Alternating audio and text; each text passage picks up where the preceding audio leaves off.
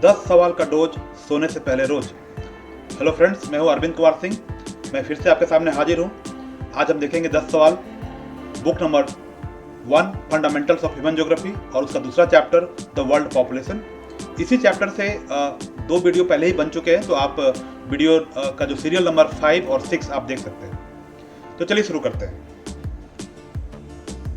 What is the annual population growth rate of India? यानी कि भारत में प्रति वर्ष एनुअल पॉपुलेशन ग्रोथ रेट कह रहा है।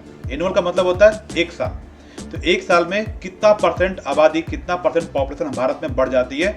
तो इसका सही आंसर हो जाएगा ऑप्शन ए 1.64%। याद रखिए 1.64% पॉपुलेशन एवरी ईयर हमारे कंट्री में बढ़ जाती है। तो ये हो गया हमारा annual population growth rate.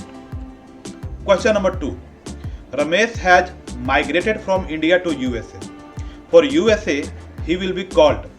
Question ये कह रहा है कि रमेश नाम का कोई व्यक्ति है जो कि इंडिया से माइग्रेट करके चला गया यूएसए।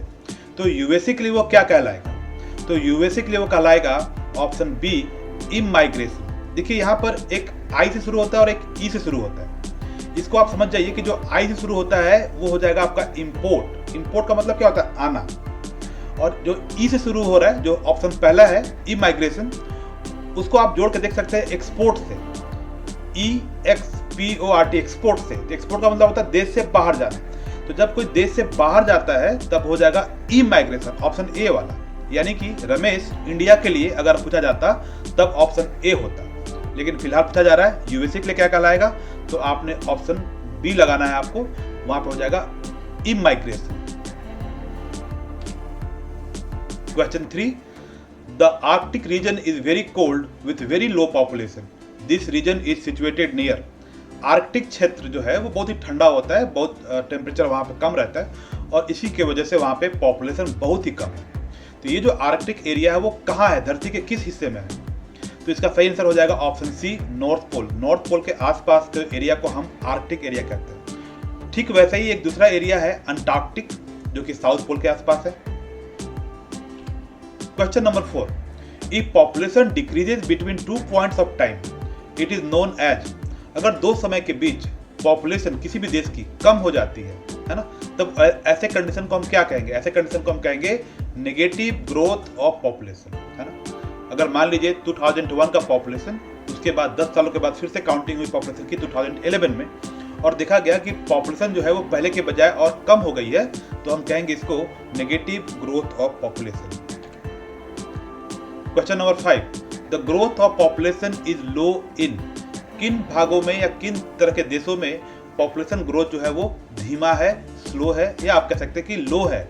तो इसका सही आंसर हो जाएगा डेवलप्ड कंट्रीज, है ना। जो विकसित देश है, USA, Germany, Japan, Norway, Sweden, ये जो डेवलप्ड कंट्रीज है, इन देशों में पॉपुलेशन ग्रोथ बहुत धीमा है। कहने का मतलब ये हुआ कि वहाँ पे बर्थ रेट कम है। लोग जो शादी ब्याह है, मैरिज है, वो काफ़ी एज के बाद करते हैं और बहुत ही छोटी फैमिली प्रेफर करते हैं। तो उनके देश में पॉपुलेशन ग्रोथ कम है। लेकिन उसके दूसरे तरफ जो बाकी आप तीन ऑप्शन देख रहे हैं, developing country, poor country, third world country, लगभग तीनों का मतलब एक जैसा है।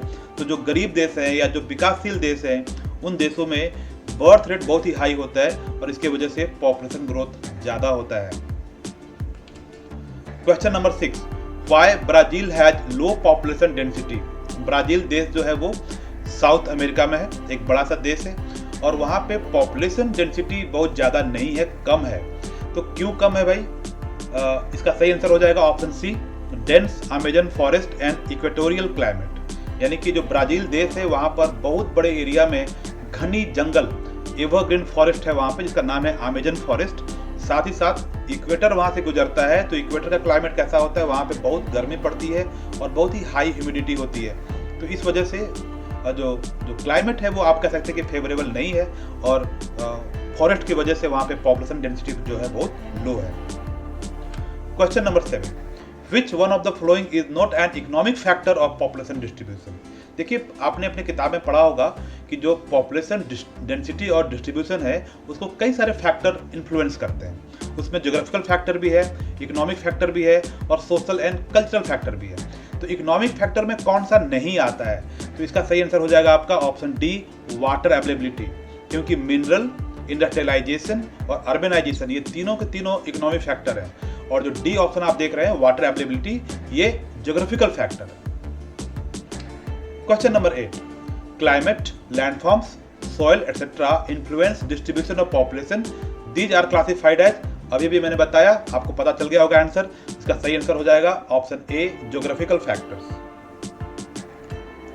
Question number 9, south Asia, India, Pakistan, Bangladesh has high density of population because of, जो साउथ एशिया के देश हैं जिसमें इंडिया, पाकिस्तान, बांग्लादेश आते हैं, अब इन देशों में पॉपुलेशन डेंसिटी बहुत ज़्यादा है।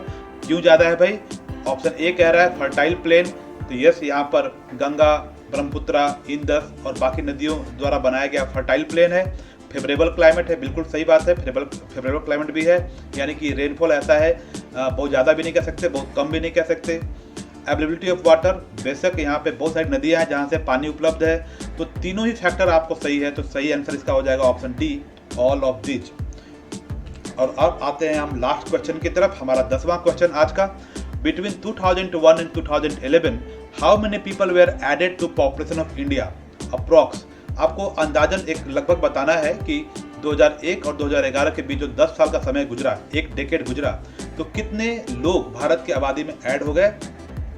इसका सही आंसर हो जाएगा आपका 18 करोड़। देखिए 2001 में इंडिया के पॉपुलेशन थी 102 करोड़, है ना, और 2011 में जब काउंटिंग हुई तो 121 करोड़ के आसपास पॉपुलेशन हो गई, तो अप्रोक्स 18 करोड़ आप इसका आंसर लगा सकते हैं। तो ये थे आज के 10 सवाल। ऐसे ही और क्वेश्चन के लिए आप मेरे चैनल को लाइक कीजिए, शेयर कीजिए और सब्सक्राइब कीजिए। Thank you very much.